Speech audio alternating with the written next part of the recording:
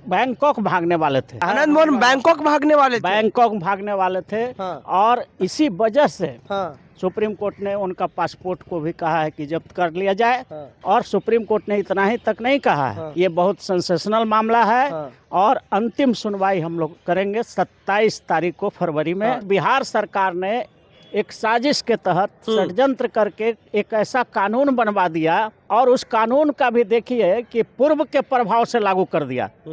साधारणतः ये होता है कि आज अगर कोई कानून बना तो आज से लागू होगा ना, लेकिन ये रेट्रोस्पेक्टिव इफेक्ट से पूर्व के प्रभाव से कानून बना करके सिर्फ इस पर्पज से कि आनंद मोहन को रिहा कर देना है। एक शेड्यूल कास्ट का आदमी जो आईएएस बना बहुत संघर्ष करके मेहनत करके, और वो अपना ड्यूटी कर रहा था और उनकी खुलेआम ब्रूटल मर्डर किया जाता है।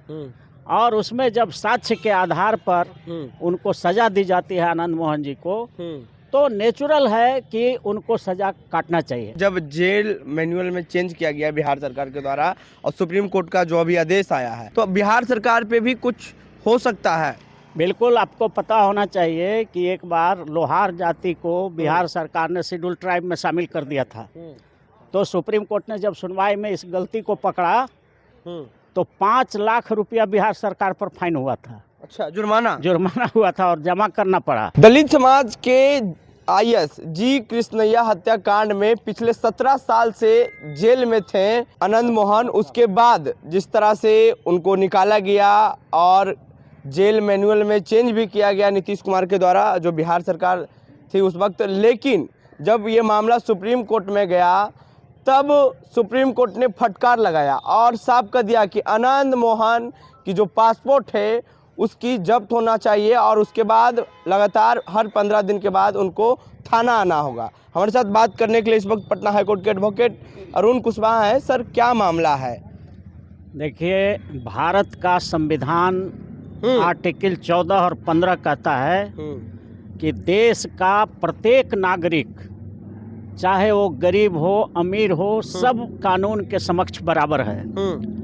तो एक शेड्यूल कास्ट का आदमी जो आईएएस बना बहुत संघर्ष करके मेहनत करके मजदूरी करके, उसके माता पिता ने उसको आईएएस बनाया और वो अपना ड्यूटी कर रहा था।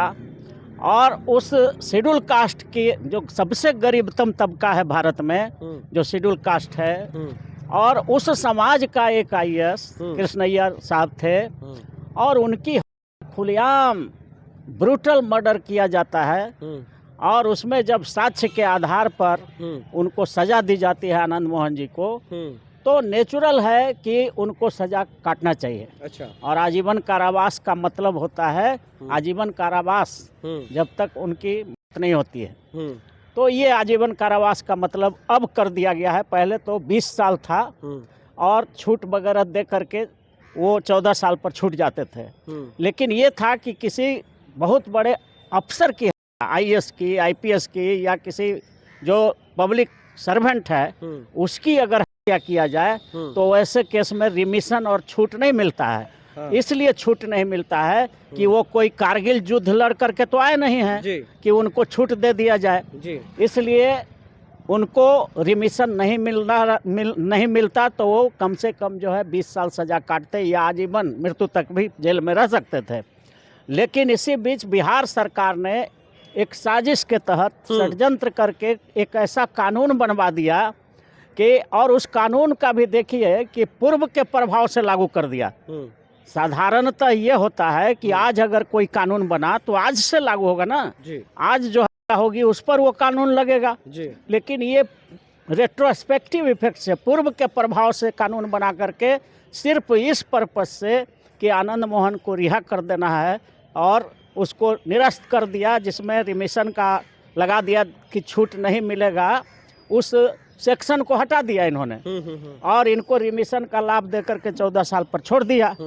तो इसके खिलाफ सुप्रीम कोर्ट लोग गए हैं और सुप्रीम कोर्ट बहुत ही कानून का पालन वहाँ होता है। सुप्रीम बॉडी है, लीगल संरक्षक है और संविधान का रक्षक है सुप्रीम कोर्ट, और वो अच्छी तरह से जानता है कि हमको डिस्क्रिमिनेशन नहीं करना है। शेड्यूल कास्ट का हो, शेड्यूल ट्राइब का हो, अति पिछड़ा का हो, पिछड़ा का हो, ओबीसी का हो, माइनॉरिटी का हो या सामान्य वर्ग का हो, भारत के संविधान में जो 6 क्लासिफिकेशन है, किसी वर्ग का भी आदमी की हत्या होती है तो सब के लिए बराबर सजा होगी। और इसलिए आनंद मोहन ने जो हत्या किया जे कृष्णैयर का, तो उसमें उनको भी सजा हुई है। तो इसलिए जो छोड़ने का जो सुप्रीम कोर्ट और हाई कोर्ट ने आजीवन दिया और उसको भी फ्रस्ट्रेट करने के लिए इन लोगों ने कानून बना दिया। तो इसका मतलब बिहार सरकार सुप्रीम कोर्ट और हाई कोर्ट से ऊपर हो गया। अच्छा, जबकि सुप्रीम कोर्ट के शायद उनको पता था उनकी पासपोर्ट जब्त करने की बात देखिए, हाँ देखिए, ये संविधान के आर्टिकल 13 में है कि कोई ऐसा कानून नहीं बनाया जा सकता है भारत में जो किसी का फंडामेंटल राइट का हनन करता हो। तो इन्होंने कैसे कानून बना दिया? वो जेल मैनुअल के खिलाफ बना दिया, पूर्व के कानून को खत्म कर दिया। इसलिए सुप्रीम कोर्ट ने कड़ा रुख लेते हुए और कहा है कि आनंद मोहन प्रति 15 दिन पर थाना में हाजिरी लगाएंगे। और वो शायद बैंकॉक भागने वाले थे। होता ये है कि जब सजा होता है, बड़ा सजा, लॉन्ग सजा, आजीवन कारावास या बड़ी सजा होती है, तो लोग जनरली विदेश में, जैसे मेहुल चोकसी भागा हुआ है, नीरव मोदी भागा हुआ है, उसी तरह से सैकड़ों लोग विदेश में जा करके बस जाता है। आनंद मोहन बैंकॉक भागने वाले थे। बैंकॉक भागने वाले थे। और इसी वजह से सुप्रीम कोर्ट ने उनका पासपोर्ट को भी कहा है कि जब्त कर लिया जाए, ताकि वो ट्रायल फेस करें और जब तक ये केस की सुनवाई नहीं होती वो भारत में रहें। और सुप्रीम कोर्ट ने इतना ही तक नहीं कहा है, ये भी कहा है कि अंतिम सुनवाई हम टाइम देते हैं। ये बहुत सेंसेशनल मामला है और अंतिम सुनवाई हम लोग करेंगे 27 तारीख को फरवरी में। लास्ट सुनवाई। हाँ, लास्ट सुनवाई है, उस दिन जजमेंट होगा। और जो जजमेंट सुप्रीम कोर्ट करेगा, हमें आशा और बहुत उम्मीद है कि equality before law and equal protection of law को पालन करते हुए एकदम जजमेंट आएगा आनंद मोहन के खिलाफ। लास्ट सवाल आपसे करते हैं, जब जेल मैनुअल में चेंज किया गया बिहार सरकार के द्वारा और सुप्रीम कोर्ट का जो अभी आदेश आया है, तो क्या लगता है फिर से तो अपराधी साबित हो गए हैं आनंद मोहन, तो बिहार सरकार पे भी कुछ हो सकता है? बिल्कुल, आपको पता होना चाहिए कि एक बार लोहार जाति को बिहार सरकार ने शेड्यूल ट्राइब में शामिल कर दिया था। तो सुप्रीम कोर्ट ने जब सुनवाई में इस गलती को पकड़ा तो 5 लाख रुपया बिहार सरकार पर फाइन हुआ था। अच्छा, जुर्माना हुआ था और जमा करना पड़ा। अच्छा, लोहार को शेड्यूल ट्राइब में शामिल कर दिया था। तो सुप्रीम कोर्ट ने कहा कि ये बिल्कुल अवैध काम किया है बिहार सरकार ने और 5 लाख का जुर्माना लगाया था। तो आजीवन जेल में रह सकते हैं आनंद मोहन? हाँ, आजीवन जेल में रह सकते हैं। और उनका अगर ये रद्द हो जाता है, जो यहाँ ये जो कानून बनाया है, बिहार सरकार ने जो अवैध कानून में संशोधन किया है, अगर वो रद्द होता है तो उनको फिर से जेल में जाना पड़ सकता है। ये अब totally depends upon the final decision of honourable supreme court. जी, थैंक यू सर।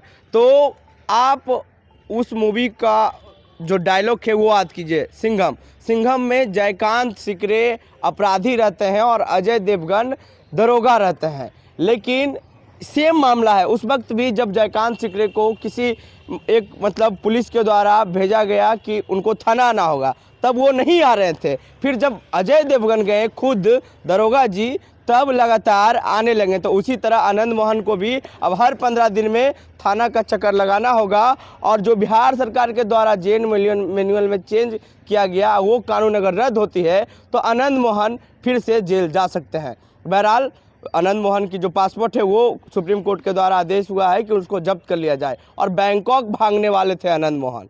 तो आपकी क्या प्रतिक्रिया हमारी बातचीत में वो नीचे कमेंट बॉक्स में दें। फेसबुक पे देख रहे वीडियो को शेयर कर ले, यूट्यूब पे देख रहे हमारे चैनल को सब्सक्राइब कर ले। बहुत बहुत धन्यवाद।